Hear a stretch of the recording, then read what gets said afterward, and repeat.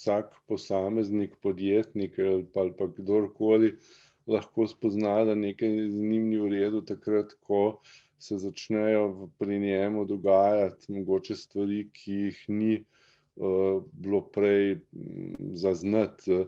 Lahko se začnejo dogajati čisto na začetku neki taki fizični simptomi, ko postaja bolj utrujen, ko ne more se skoncentrirati več dovolj, ko ne more kdaj spati, ko preveč mu misli bežijo skozi v eno in isto razmišljanje, v neke določene enake probleme, ki jih ves čas analizira in ga potem to v bistvu nekako oddaljuje od tega, kar bi mogel vsak dan početi, pa se skoncentrirati na delo, ki ga opravlja, ne.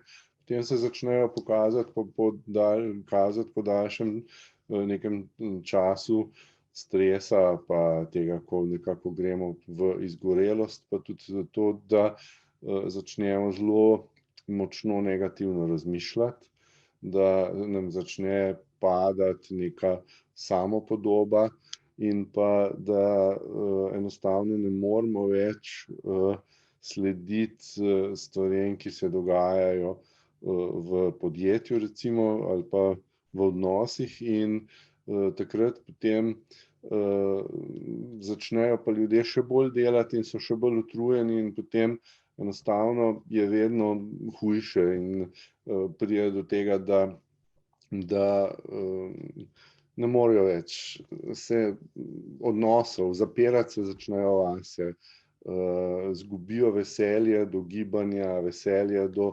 kontaktov z ljudmi, in to so že kar resne stvari, ki naj bi vsakega posameznika opomnile, da se z njim nekaj dogaja.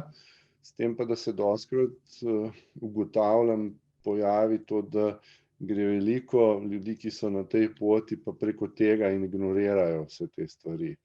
In jih potem, ko je že zelo daleč, ko so simptomi že zelo močni, potem ali pa ko morajo iti k zdravniku, potem se šele nekako začnejo zavedati in pomislijo, kaj se je pa zdaj zgodilo, ne. Tako da to naj bi bilo tisto, kar bi bili znaki, da zdaj pa z mano nekaj ni narobe. Je narobe, ne. Tako da to je tisto, kar je pomembno, ne. Dejavniki tveganja, ne, ki so pa v glavnem, seveda, če gremo pogledat pri podjetnikih tudi te dejavnike tveganja, ne, to je recimo poklic, ki ga imajo, ne, zelo so obremenjeni, ti samostojni podjetniki, če tako lahko rečem, ne, ti so velikokrat zaradi tega, ker nekako skrbijo, da bo dovolj dela, da bo dovolj zaslužka, in jasno, da je to seveda preobremenjenost na delovnem mestu. Potem pa zunanji stres, zunanje okoliščine, ki človeka pripeljejo do tega, da preveč razmišlja, mislim, da se toliko trudi, da bo čim bolj uspel. Potem neki dejavnik tudi je seveda ranljiva samopodoba, o tem sem tudi zadnjič nekaj na predavanju govoril, to so predvsem zelo močno tveganje, neki občutek, da nisem dovolj dober, da ne zmorem vsega, in potem si nalagamo dela preveč in postanemo seveda vedno, namesto da bi bili vedno bolj uspešni pa produktivni, smo vedno manj. To je tisti problem, ne. Potem je seveda tudi ta notranja prisila, to so pa tudi ta gonila, ki pripeljejo k temu. Predvsem bi tukaj lahko rekli, da je be perfect, to se pravi bodi popoln in pa bodi priden, work hard. To sta dve gonili, ki zelo peljeta v to, da je nekdo deloholik, ne. In pa seveda potem mogoče dejavnik je tudi oseba, v tistih osebah je zelo močen dejavnik, ki težko rečejo ne. zato ker potem sprejemajo vedno preveč dela in se jim nakopiči, obljubljajo, da bojo mogoče stvari naredili, potem jih pa ne morejo in spet tle raste stres, zato ker ne morejo zadovoljiti vseh potreb tistih naročnikov ali kogarkoli pridejo, ne. In seveda potem tukaj pride do strahu in preobremenjenosti in to so mogoče ta glavni dejavniki, ne. Jaz bi rekel, da ta glavna dva sta pa sigurno perfekcionizem pa deloholizem, ne, zato ker je treba vse narediti perfektno in biti najboljši, zato ker če ne bom najboljši, ne bom uspel. Vloga odnosov je tudi zelo pomembna, ker vemo tudi po raziskavah, ki sem jih gledal, da so zelo velik stresor neprimerni odnosi, zato ker se pač ne počutimo kvalitetno v medosebnih odnosih in nas ti odnosi ne zadovoljujejo. Tako da in tudi mislim, da je bilo po raziskavah, da je bila ta glavni motivator, ne, je skoraj na prvem mestu dobri medosebni odnosi na delovnem mestu, kot pa kakršnikoli, ne vem, plače ali karkoli takega, ne. Tako da slabi odnosi sigurno pripeljejo do tega, da je človek nezadovoljen in pa predvsem mu pade motivacija, ne. To je tista stvar, ki potem se zmanjša, ker izgubimo neko veselje hoditi v službo, se družiti in vse, ne, tako da je to tisto, kar nas za kar so te pač medosebni odnosi pomembni. Ja, izgorelost je v bistvu, kako bi rekel, splet nekih simptomov, ki se pojavljajo, ne. In faze izgorelosti, tako jih nekako delimo v 3 faze. Te 3 faze so: prva faza je izčrpanost. Pri izčrpanosti izčrpanost prepoznamo pri izgorevanju po občutkih kronične utrujenosti. To je tisto, kar je, ker v bistvu s to motnjo presega s prisilo, hoče čim več narediti in deloholizem se takrat zelo pojavi, ne. In pri tem, v tej fazi se nekako najbolj pozna manjša prožnost in pa odpornost in pa o tem, kar sem prej govoril, zanikanje slabega počutja. To spregledamo, ne. In zanimivo je to, da ta faza, ne, lahko dolgo časa traja. Mislim, da sem nekje zasledil tudi, da tudi do 20 let, ne. In najbolj značilna simptoma sta pa deloholizem in pa utrujenost. To so prav raziskave naredili, tako da zanimivo. Naslednja faza je pa potem tako imenovana ujetost. Tukaj pa je značilno za to fazo, je pa ujetost spremlja velika izčrpanost. Ampak kako se pa ta oseba, ki gre v izgorelost, odzove s tem, ne, da odzove se dejavno, da menja delovno ali pa življenjsko okolje, ampak kaj se zgodi, ne, v to okolje, vsako novo okolje prinaša pa popolnoma enake notranje prisile in pa vzorce, ki veljajo za nadaljevanje izgorevanja. Tukaj so pa značilni neki občutki krivde, nihanje samopodobe, potem enkrat se idealiziramo, naslednjič se razvrednotimo in predvsem pa vedno bolj pa raste intenzivnost znakov izgorevanja, ne. Ta faza pa tam lahko traja nekje leto ali 2 in pa občutki, ki so močni, so tukaj je občutek ujetosti in pa nemoč, da bi karkoli spremenili. Tretja faza je pa seveda najmočnejša in najslabša faza, to je pa sindrom adrenalne izgorelosti. V to stopnjo uvrščamo stanje pred zlomom adrenalnim, ko so pa vsi simptomi popolnoma kako bi rekel, na vrhuncu, ne, na vrhuncu in potem pride do adrenalnega zloma. In oseba pred adrenalnim zlomom se seveda še trudi, da bi bila dejavna, da bi bila videti dejavna, ampak se ne more več ničemur prilagajati, spremembam, ničemer. To lahko traja nekaj mesecev, je pa to zelo težka faza, ko je človek res izgubi kdaj tudi smisel življenja, ko ne more nič, ko trajajo stvari, da kaj opravi zelo dolgo časa in potem po mojih izkušnjah, ki sem jih imel kar nekaj teh klientov, so res zelo prizadeti, zelo težko se skoncentrirajo, rabijo zelo dolgo časa, da kaj naredijo ali pa da se sploh premaknejo, ne. Potem, kar jaz vidim, jih je veliko, bi lahko rekel, zelo malo, vsaj po mojem vedenju jih je v tej tretji fazi, ko je sindrom adrenalne izgorelosti, se mi zdi pa, da sta prva pa druga faza pa znata biti kar prisotni. Predvsem prva faza, ta deloholičnost, pretirano delo, ne poslušati samega sebe, iti čez sebe, ne. Ta del in saj vemo, da smo rekli, da lahko traja tudi do 20 let, ne, tako da mogoče se bo še kasneje pokazalo, ne, ampak te, ki jih poznam, pa tako, kolikor sem se ukvarjal s tem, je tukaj kar veliko te faze, ne. Mislim, da je predvsem ta prva faza dosti razširjena.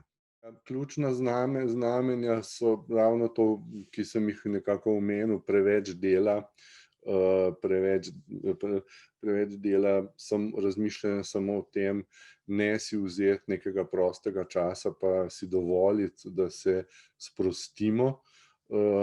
Potem pa seveda ta nihanja v razpoloženju tudi, ki se pojavljajo. In pa seveda potem pridejo pa tudi fizični simptomi, ne. Fizični simptomi so pa od tega, da imamo glavobol, od tega, da nas boli želodec, veliko ljudi ima potem težave z želodcem, ker je preveč stresa, do tega, da pride do nespečnosti, ker smo kar naprej v teh mislih, ki se nam vrtijo ves čas, ne. In predvsem se mi zdi, da je pomembno to, da si začnemo, da prvič ugotovimo te stvari, da jih spoznamo in pa da si dovolimo priznati, da se to pojavlja in da je to težava. Ker dokler značilno za ljudi, ne, velikokrat je to, ne, da dokler neke stvari ne začutijo kot težavo, do takrat se ne bojo odločili in ukrepali, da bi te stvari preprečili. In ko to ugotovijo, in pa seveda mogoče tudi, ne vem, sebe opazovati, to je tisto, kar sem govoril v pričuječnosti in teh stvareh, ne, zaznati dogajanje v sebi, in pa na koncu, da si dovoliti ga priznati, to je tisto, kar je pomembno. Gremo pogledat, ko sem prej govoril o izgorelosti, ne, sem že omenil dve gonili, ki sta prisotni, ne, in to je be perfect, bodi popoln, in pa work hard, mi smo to prevedli nekako bodi priden. Potem so pa še tri gonila, ki so prisotna pri vsakem od nas, to so pa please others, ustreži drugim, potem je be strong, bodi močan, ne v smislu fizične moči, ne, ampak v smislu psihične moči, kaj lahko jaz vse prenesem, in pa še ta zadnje gonilo, ki je pa hurry up, pohiti. Zdaj, ta vsa gonila seveda so popolnoma nič ni narobe z njimi. Vsak od nas jih je nekako pridobil v otroštvu, ko smo od pomembnih odraslih, ki so bili okrog nas, dobivali določena dovoljenja, prepovedi, zahteve, in smo nekako izoblikovali svoj stil vedenja. Seveda so določeni elementi vsakega gonila prisotni pri nas, ne. Pri vsakem od nas sta pa nekako mi tako ugotavljamo primarno gonilo pa sekundarno gonilo pa bolj izražena.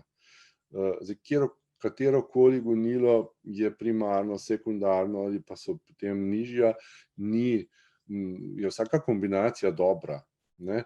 Problem nastane takrat, kadar so gonila premočna, kadar so ta gonila tako izražena, da želimo doseči top performance pri vsakem od teh gonil, ne, in nas, da tega ne dosežemo, potem spravlja zopet, če smo spet pri stresu, ne, pa v nezadovoljstvo samim sabo, in takrat si mogoče potrjujemo kakšne odločitve, ki smo jih v otroštvu sprejeli, da nismo dovolj dobri in pa podobno. In če ne dosegamo svojih zahtev, ki smo si jih pri vsakem gonilu postavili, pride do tega, da dobimo občutek, kot sem rekel, da nismo dovolj dobri, da nas ljudje ne bojo spoštovali, da nas ljudje ne bojo sprejeli, da ljudje ne bojo več se zanimali za nas, in to jasno nas dela zopet nezadovoljne, prestrašene, in zaradi tega se lahko seveda počutimo potem ne dovolj dobro. Tako da, kadar pridemo do tega, da vidimo, da je neko gonilo zelo močno, ga je potrebno znižati, to pa je proces, ki pa traja in se z njim ukvarjamo na terapiji.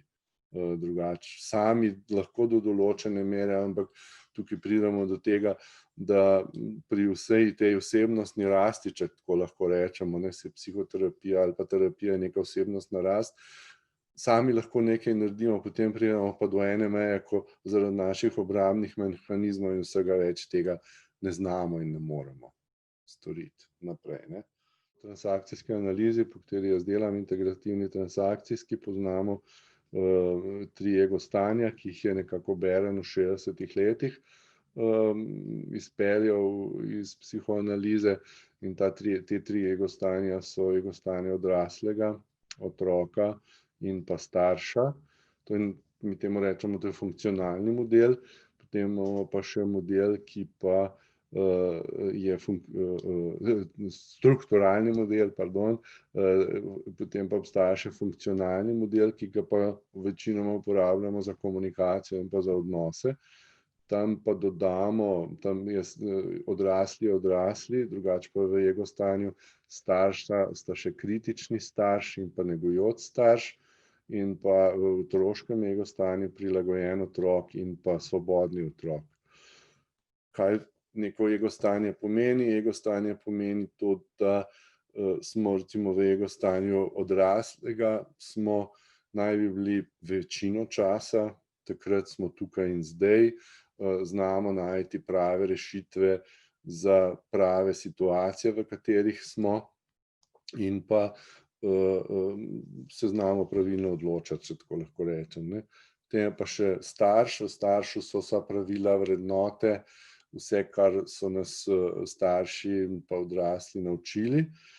Kar se pa tiče kritičnega pa negujočega starša, je pa kritičen je tisti, ki seveda ni zadovoljen z vsem, ki dostikrat pokritizira, ki želi doseči, da je nekdo boljši. Negujoč starš je pa tisti, ki spodbuja, ki razume težave in ki pomaga pri reševanju. Potem sta pa še otroško ego stanje, tam pa imamo prilagojenega otroka in pa svobodnega otroka.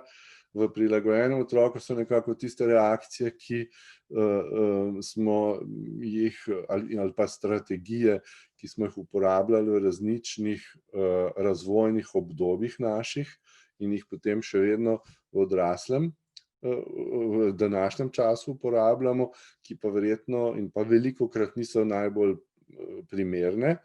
in pa svobodni otrok, ki pa je vesel, ki je pripravljen na nove stvari, ki zna popeljati tudi mogoče v podjetniških vodah do nekih novih izdelkov, idej in vsega, kar mu pomaga, ne.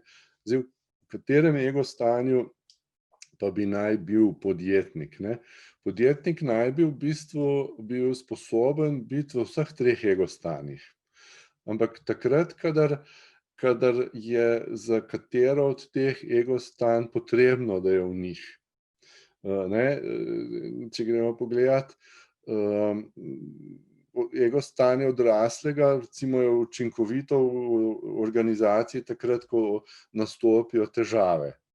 Če gremo pa pogledat svobodnega otroka, pa takrat, ko je potrebno v bistvu nekaj ustvarjalnosti in pa sproščenega vzdušja, ne.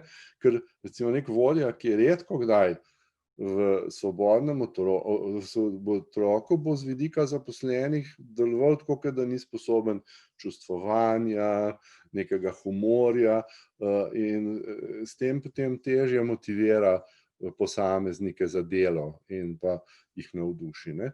Tako da mora znati v kritičnem ego stanju tudi, v kritičnem staršu takrat, kadar je potrebno tudi, da pove kakšno kritiko, da spodbudi s kritiko karkoli, ne.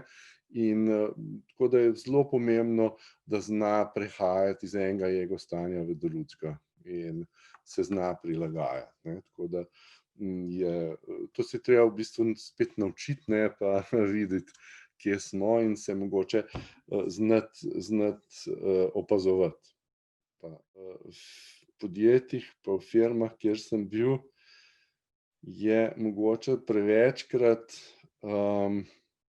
hierarhično strukturirana organizacija. In takrat je ego stanje vodje velikokrat tako, da je v vlogi nadzorujočega, to se pravi kritičnega starša, podrejeni so pa v vlogi prilagojenega otroka ali svobodnega otroka.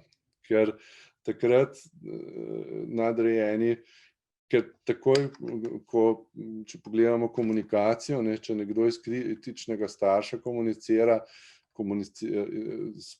tisti, ki mu sporočilo pošilja, pride v prilagojenega otroka. In je to zelo tako, zelo enosmerna komunikacija, pa velikokrat se zgodi, da je podrejeni, da je ta, kako bi rekel, življenjska pozicija vodje, jaz sem okej, podrejeni niso okej. In to opažam velikokrat, da ne, pri podjetnikih, pa ne vem, kakšnih deovih, pa to dostikrat opažam, saj ni povsod, ampak da podjetniki ne zaupajo svojim podrejenim, da se jim bojijo prepustiti določene naloge, da morajo imeti ves čas neko kontrolo, in to seveda pomeni točno to, kritičen starš in pa potem prilagojen otrok, in tukaj potem marsikatera dobra lastnost tega, da znajo podjetniki prehajati iz enega ego stanja v drugega, odpade.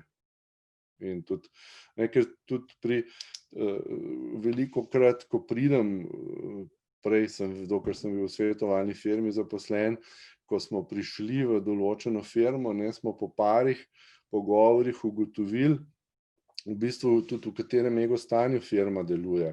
A je firma v staršu, odraslem ali pa otroku. To se da pri v bistvu organizacijski, transakcijski analizi zelo hitro ugotoviti. Kako stanje, kjer nismo v tem, kako bi rekel, kjer nismo ves čas v fazi razmišljanja, ukvarjanja z idejami, pa s težavami, ki jih imamo, ne. In v bistvu je to en del, tako kot rečemo, čuječnosti, ne, mindfulnessa, o katerem sem tudi zadnjič predaval, ne. In pri mindfulnessu zaznamo, zaznamo bi rekel, dva modusa.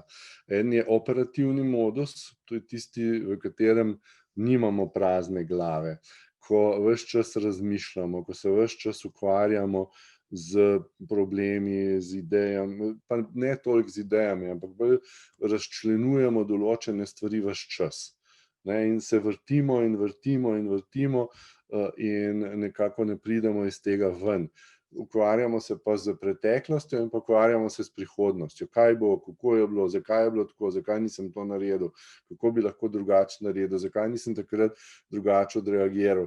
In vsa ta razmišljanja nas pripeljejo do tega, da se ne ukvarjamo s sedanjostjo, pa da se ne ukvarjamo s tem, kar je potrebno narediti. In tukaj je pomembno to, da pridemo iz tega operativnega modusa v tako imenovani eksistencialni modus. To je pa tisti modus, kjer stvari vidimo resnične, kjer jih poskušamo zaznati iz drugačne perspektive, kot pa samo tiste, kje so težave, kaj se dogaja, ne? In nekako dobimo vajeti življenja v svoje roke. Zdaj, kako to dosežemo, ne? To dosežemo s tem, da postanemo čuječni, kot sem rekel, ne, čuječnost pa definiramo kot dojemanje življenja in pa sveta okrog nas, ne da bi ga ves čas validirali, vrednotili, da se ne ukvarjamo s tem. Zato, da postanemo čuječni, nekako obstaja kar nekaj tehnik pa vaj, ki jih lahko delamo, in to so nekako